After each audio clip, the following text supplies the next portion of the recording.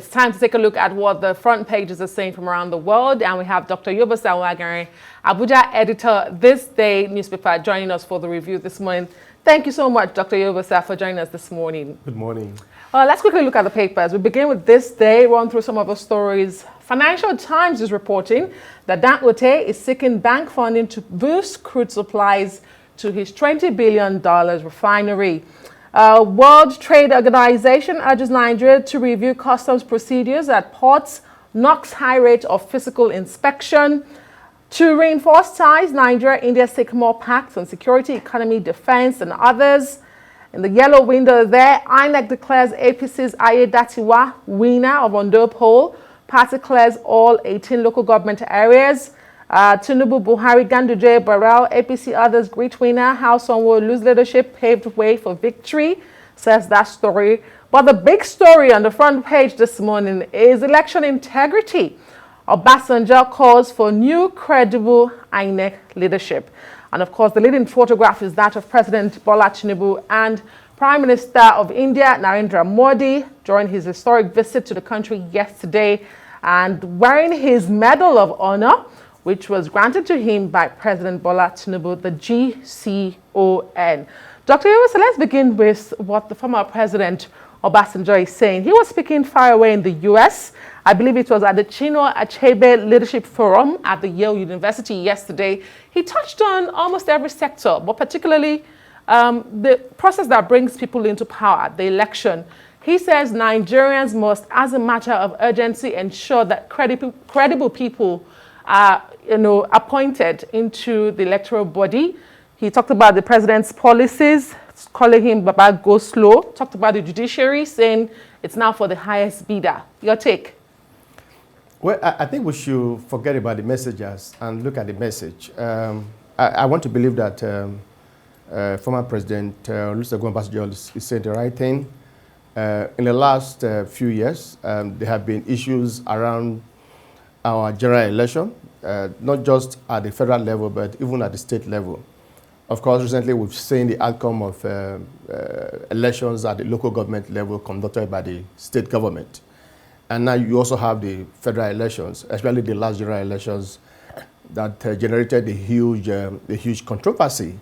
Yes, one will agree with Obasanjo that there's need for us to reform our electoral process, make it more credible, because if going by the last election in Edo State and Ondo State during the week, you discover that on the day after day, people are losing interest in our electoral process.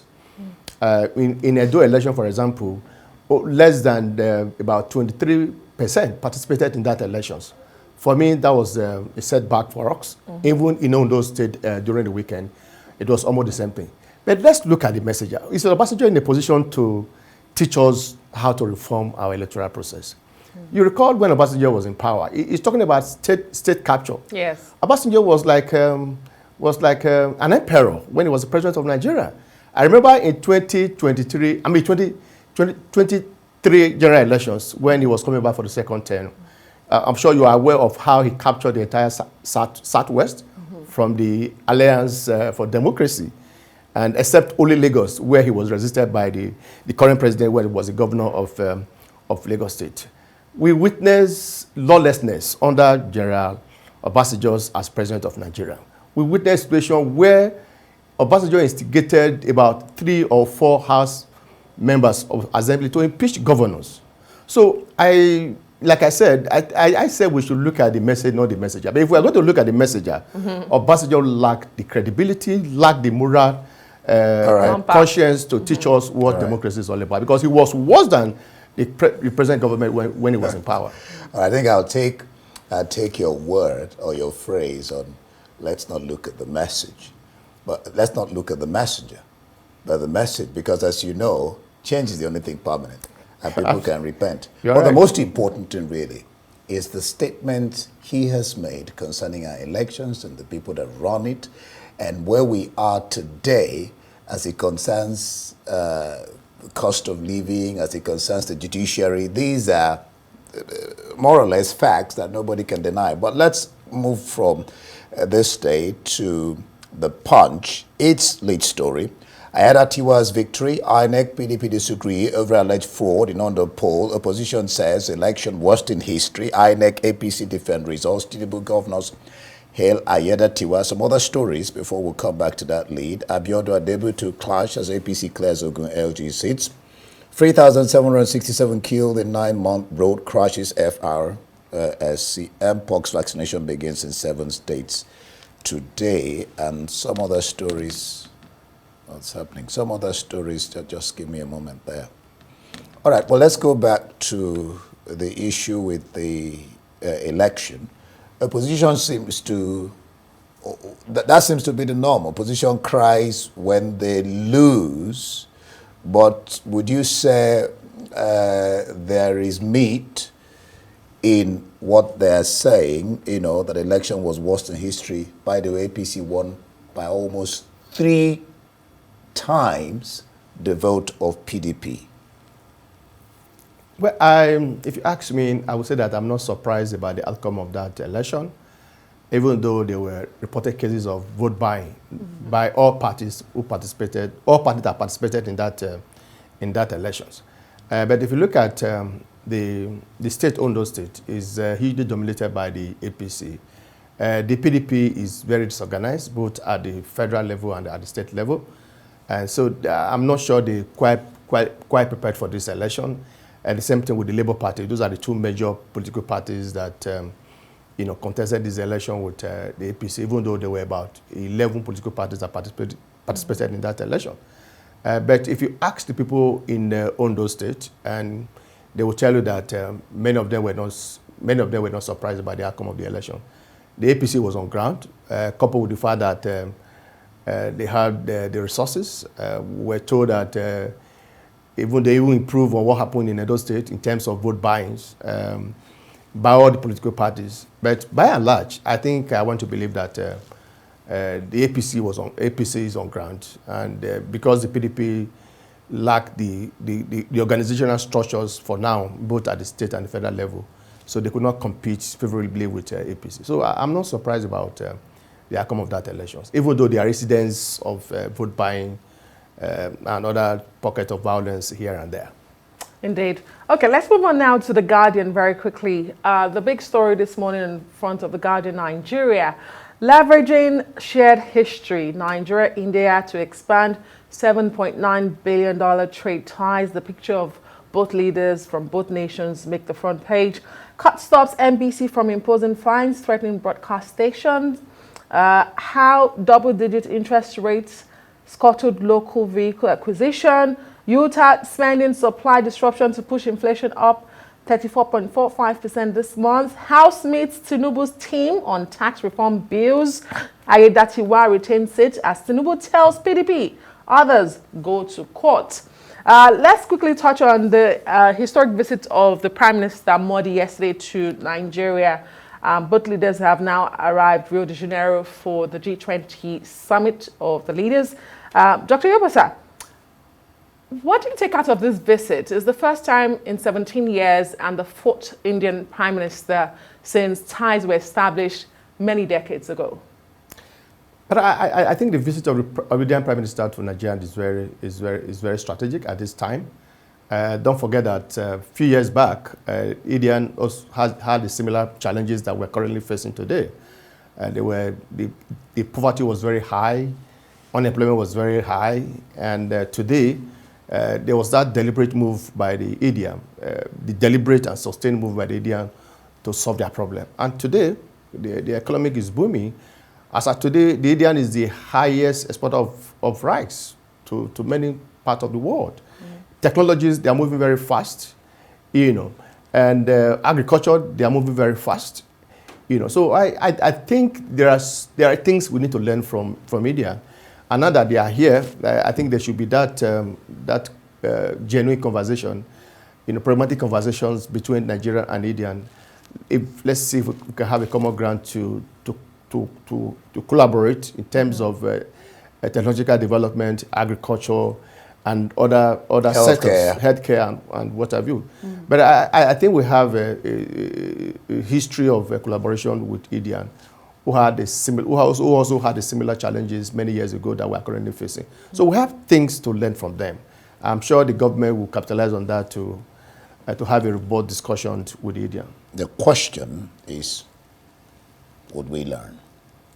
We watch and see how that plays out. The New Telegraph, still on the Ondo Guber election, we've treated that. EPZs attract $30 billion investments, pay $650 billion to FGCB and letters of credit payments for 52.5% to $506.06 million. And then just below the picture of the celebration of APC and their winning in Ondo State. Court stops embassy from threatening, imposing fines on media houses. I think I'd like you, this is your forte. What do you make of, I learned that this judgment was handed down in June. What do you make of this particular judgment from the court? Do you think it will help? Or do you see media organizations, letting loose and not verifying, or how do you balance this? How do you see this judgment from the Well, court? for us, I think this is a step forward. You remember some time ago, the Nigerian Guild of Editors and SERAP also went to court to also challenge the NBC's role in sanctioning media houses, imposing fine and all that. And we felt it was illegal. So we went to court and we got a court order restraining them, pending the determinations of the suit. But I want to believe that this is just a step forward, because it has been the position of the Nigerian Guild of Editors and other stakeholders in the industry that the NBC cannot be the police, the investigators and the judge at the same time. And because what they are doing is usurping the constitutional responsibility of the judiciary. So if you are a regulating agency, all you need to do is to employ moral suasions and see how you can whip those you think that are not acting professionally within the industry. But for you to rely on complaints by the government or by the Minister of Information, to issue query, you investigate, and at the end of the day, you also impose fine. And we felt it was illegal, and there was need for us to call the NBC to order. And that was why the Nigerian Guild of Editors and SERAP went to court to challenge that. In democracy, I think we should employ technologies, to see how we can regulate some of these things, rather than using NBC as another source of income. We've seen several radio and television stations who were fined 5 million, 10 million, and all that, especially within this current very harsh economic policies, where radio and television are struggling to survive, and you're also imposing fine.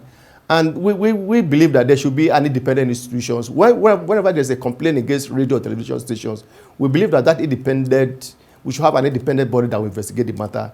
And at the end of the day, find out whether they should also be given opportunity to also reply. In most cases where they issue this query, they don't have opportunity to reply, to even interrogate the issue before they issue fine. So we believe that NBC was usurping the constitutional responsibility of the judiciaries, and we felt it was illegal. And the Nigerian Guild of Editors went to court. This time around, the judgment was given, I think it was around, this judgment is not new, I think it was given around June or July. Yes. Okay, June. So for us, I think it's a victory for the broadcast industry, and this recklessness on the part of the NBC. They are regulating the agencies, but they must do it within the act setting of the NBC. And be to the law. Okay. Well, it's good that the papers are reporting it this morning, perhaps reminding the NBC, should they have forgotten, because a couple of papers are running that story this morning, Dr. Wagari. Yeah. Let's move to the foreign papers and begin with the Daily Graphic in Ghana. We're counting days to the elections there, but the Daily Graphic has carried out a poll, and they say that majority of the voters say they will vote on policies, that is manifestos. In fact, the poll shows that about 66.6% said yes, that they will vote because of what the candidates are promising in their manifestos, as against the 33.4% that says they really don't care about what's on the manifesto, they will just vote. This is interesting, particularly when we've seen polls in recent times in some other countries that say, voters really don't care because these manifestos are not abided by the contestants when they get into power. But here we have in Ghana this poll, well, it's just one poll by the paper that says a lot of voters are concerned about what the politicians are promising them. Dr. Yubasa. Well, not in so many countries. There are so many countries where politicians promise people, and at the end of the day, they when it comes to implementing those policies, they go by what they promise the people. And we've seen that in the UK. We've also seen that recently in the US. In spite of the bashing of Donald Trump by so many newspapers, trying to expose his bad behavior, his past. The Americans were not bothered about that. Mm-hmm. They were looking at what can Donald Trump bring to the table. I mean, they remember that when he was the president, the economy was very good, and so it was on the basis of that they voted for Donald Trump. Even though some people believe that Donald Trump poses a serious threat to the entire world, but they were not bothered about whether Donald Trump was convicted or Donald Trump was a rapist or all that. They were bothered about what was the state of the economy when Donald Trump was the president of America, and what was the state of the economy during Biden. So I think by the time they reflected on that, and they believed that Donald Trump was the best, and they voted for him. So in Ghana, I'm also happy that they're also looking at policies, not whipping up religious or ethnic sentiment or where you come from, unlike what we normally witness in Nigeria. When election is coming up, people believe that they should whip up ethnic or religious sentiment, where you come from and all that. So I think in every democracy, electorate should focus on what the person is capable of doing. Yeah. Addressing economic, addressing health issues, addressing other security issues, and food insecurity. I think that's what matters. I'm happy that Ghana is focusing on that. Yeah, one would say that's quite exhilarating, especially when you think about the fact that in Nigeria you have 150 days for political parties to campaign, but they have said that they prefer what gets them the votes is inducements, so they reduced it to even less than 1 month. So it's interesting that in Ghana, 66%, I mean, which is big, yeah. Your Stocking Manifesto. All right, let's look at the citizen. We just have about 5 minutes. Let me die in peace. This is a question of what you call assisted suicide or euthanasia. Which is people wanting to take their lives both for themselves and the loved ones. And the NGO's Joseph Raimondo says, but where do you draw the line? Another expert is asking the social implications and what have you. What do you think? What's your sense of this? It's not only in South Africa now. I mean, we've read papers across the globe, yes, where people are talking about assisted dying. What's your sense of this particular talk, Adam? Well, depending on the setting, the culture, the religious, and what have you. But I know that in Nigeria here, do we have that policies? We don't have that policy because of our culture, because of where we are coming from. It's not even been accepted yet in the world. I mean, people are begging for it, actually. Yeah. But if you look at certain situations, you want to believe that sometimes is good to just follow that procedures rather than stay a very long time suffering at the end of the day, people wasting their money to take care of you. So there are some people who just believe that, look, let me just die in peace rather than have this prolonged illness, that at the end of the day that will not be resolved. It's an interesting conversation. The debate is, where do we draw the line? People are not coerced and forced to take their own lives. Very quickly, let's run through some of the other international front pages, and then we'll talk on one topic. Yep. Financial Times this morning, the news that President Joe Biden is to allow Ukraine to use long-range American-supplied missiles to strike inside Russia makes the front page of the Financial Times. Likewise, the Telegraph, Biden gives the green light for strikes in Russia. The international hunt for a man whose wife was found in the booth of a car in East London makes the front of the Daily Mirror. The Express leads with warnings from farmers that Labour's controversial inheritance tax plans from the budget is a threat to UK's food security. The Eye reports that Keir Starmer is being urged by business leaders to get as close to the EU as possible to boost the UK economy in what's being called a Brexit reset. The Times also said the PM is trying to forge a stronger relationship with China. Let's talk about the big story in the Financial Times and a couple of papers this morning. Dr. Wagari is also on the front page of The Guardian. U.S. now promising or now allowing for Ukraine to use its own missiles to strike Russia. It's a belated gesture. If you recall how long this has taken them, the $16 billion promised, and that allowed Russia to bombard Ukraine and take some territory. Now Joe Biden, 2 months to leave in office, says, okay, I'm giving the green light. Nevertheless, it's a boost for Ukraine's defense. But what do you make of the story? Absolutely, I agree. I agree that it's a boost for Ukraine. When you take into consideration what Russia has done to Ukraine in the last and few Trump's coming. Yeah, with Trump's coming, who said that, look, he would emphasize the crisis and what have you. But if you look at the implication of what Biden did just yesterday, even though there has been no official report, or confirmation from the White House, is that decision is capable of escalating the crisis. And you can rest assured that Russia and its ally will also respond. So at the end of the day, and you ask yourself, what is the essence of all this? But I think there's need for them to find a common way to resolve some of these issues. What is happening in Russia, between Russia and Ukraine? What is happening between Palestinians and Israel? There's a war that has claimed so many lives, innocent life for that matter, and for me is uncalled for. If you go to war, at the end of the day, you still come to the table to resolve the problem. But I think they should find a way to resolve some of this problem. I think he just said it all.